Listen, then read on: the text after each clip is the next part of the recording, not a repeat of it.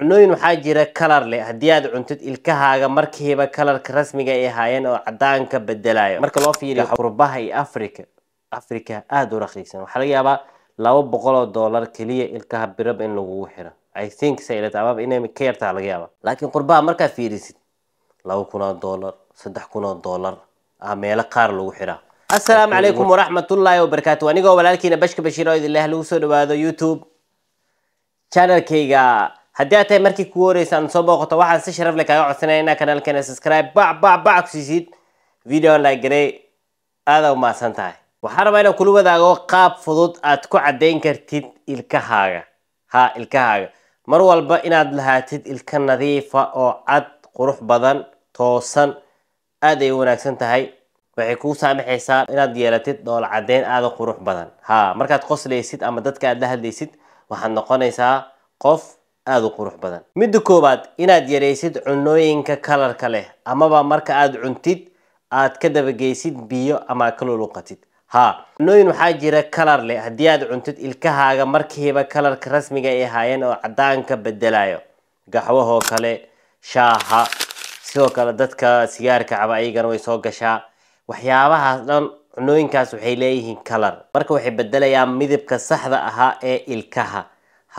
kuma lihi waxyaabahaas haddii aad isticmaashid aadan deyn karin. horta sigaarka haddaad deyn karto way iska wanaagsan inaad deysid, laakiin shaaha iyo gaxwaha haddii aad tahay qof addicted ku ah aanad deyn karin waxaa samaysaa markaad isticmaashid shaygaas inaad kala luqatid. every time I know mararka qaar shayaashaad waxaad isticmaali kartaa adigoo banaanka joogo. marka haddii aadan behelin inaad markaasay burush aad ka gaarsiisid waxaa samayn kartaa waa kala luqanaysaa biyo si fiican ugu nadiifinaysaa. at least way ku saacidaysaa si aysan ilkahaagii aad ugu noqon jaalle. midda labaad, ilkahaaga haddii ay kala jeedaan si walba ay caddaan u yihiin waxaad noqonaysaa qof weliba aan qosolkiisa dhammaystirnayn.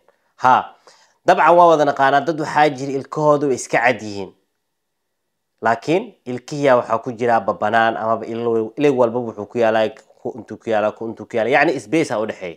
saad ku fahmaysaan. marka haddii ilkahaaga ee babanaan uu ku jiro amaba aysan toosneen weli qosolkaaga dadka waxay yacni xoogaho waxaa laga yaabaa inay markiiba ilsaan lagu fiiriyo. so waxaa samaysaa xilligan la joogo caalamka meel walba waxaa ka furan dentist, dhakhtarka ilkaha. meel walba weliba dhakhtarka ilaa meel walba waddan walba joog waxaa jira. haddii aad that time aadan lacagta bixin karin xitaa waxaa laga qaadaa $50 bishii $10 aa iska bixina. I think say la tahay. weliba maraan Africa booqday marka loo fiiriyo qurbaha iyo Afrika aad u raqiisan. waxaa laga yaabaa $200 kaliya ilkaha birab in lagu xiro. I think say la tahay ama inay ka yartaa laga yaabaa. laakiin qurbaha markaa fiirisid $2,000 $3,000 meelo qaar lagu xiraa. waa kuwii ugu raqiisan aan leedahay.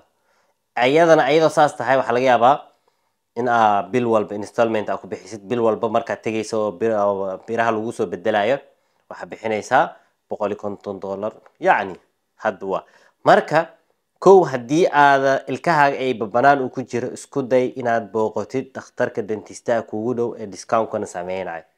say lacag kugu dhaqaalisad. markaad soo xiratid kadib ayaad ka fikiri kartaa inaad ilkahaaga caddaysid.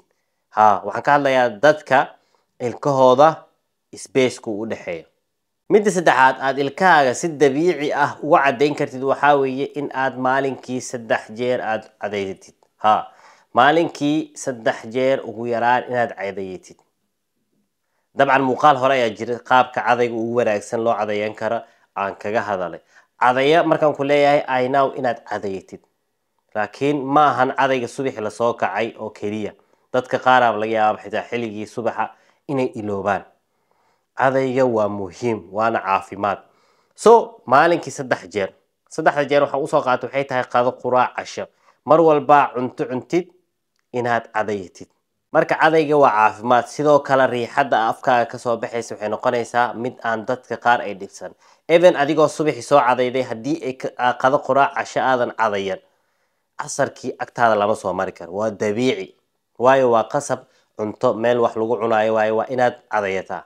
haddii aad shaqaynaysa xitaa cadaya waxaa jira xaggana idiin soo saaraa oo isku laabayo boorsadaada gashay Colgate yariisa jira waxyaabo isku farsamaysa guriga cadaya mar walba cuntidba caday ha ka dambeeya ilkahaagana cadiinay ku noqonayaan mar walba dentistana uma baahanayso si uu ilkaha kugu cadeeyo midda afraad aad ilkahaaga si dabiici guriga ugu cadeyn kartid waxa weeye in aad ku cadaytid toddobaadkii mar ama laba mar baking soda baking soda dabcan jikada hadii ay gashid dumarka aad u wareysa ayaga yaqaano waxa lagu daraa fixisadoo kala weeye waxa lagu daraa keega rootiga marka la karinayo waxyaabahaas lagu daraa xalwiyaadka so baking soda gaas aad u wanaagsan marka waxa sameynaysaa baking soda iyo liin yar isku daraysaa burushkaaga aad ku cadaytid waa kula cadayanaysaa oo ku cadayanaysaa maanta iska ilaali inaad laqdid waa gartaba markii baking soda ku cadayo si fiican ilkaha dhan hasgalgala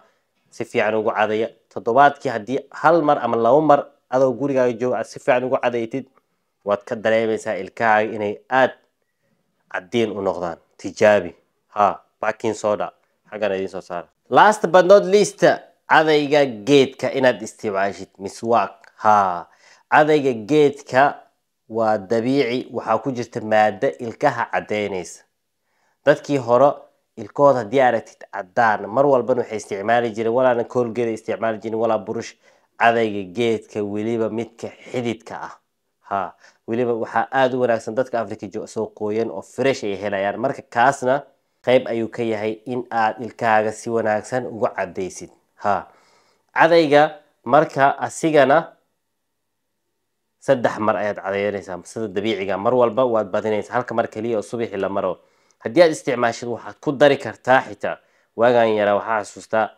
dhuxusha dabcan qofkii yaqaano hore soo sameeyay commentiga nagu reeb marka waxa sameynaysaa dhuxul yar ayaad ridqaysaa oo budo oo daqiiq si fiican u jibinaysaa cadayga intaad ku taabatid ood ku cadayanaysaa mar walbana ilkahaaga si tartiiba inaad xoog riixdid lama rabo oo aad ciridka damage iska gaarsiisid ciridkaagana ka ilaali ilkaha leh si aad aqliyaysan aqli ku dar hadii aad ilkaha iska halaysid inta wax caday isleedahay si xoog u adeegsatid halon damage dhaawac meesha ka soo gaara waa khalaas waxa laga yaabaa inaad waxaan wuu naqalday ay dhahdid Bashiir wuu naqalday sababtoo ani waxaan ku sheegay baasha si aqliyaysan u isticmaal sida lagu sheegay u raac hadii aad tijaabisid dhowrkan shay 3 bil kaliya 3 bil kaliya waxa huba ilkahaaga in ay noqonayaan ilka cadaan badan uma baahan doontid inaad dentist tagtid oo ii soo caday ii saana noqday aad dhahdid mu baahnid marka dhowrkan shay 3 bil tijaabi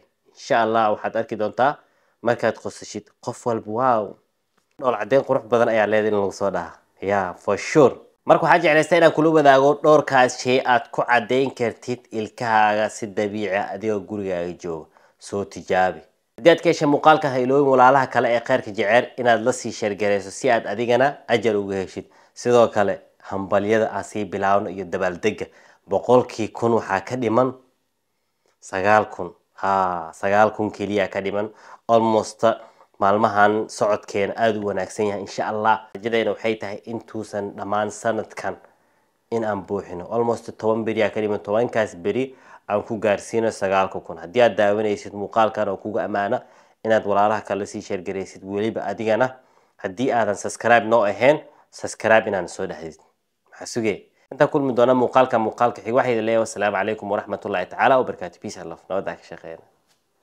salaam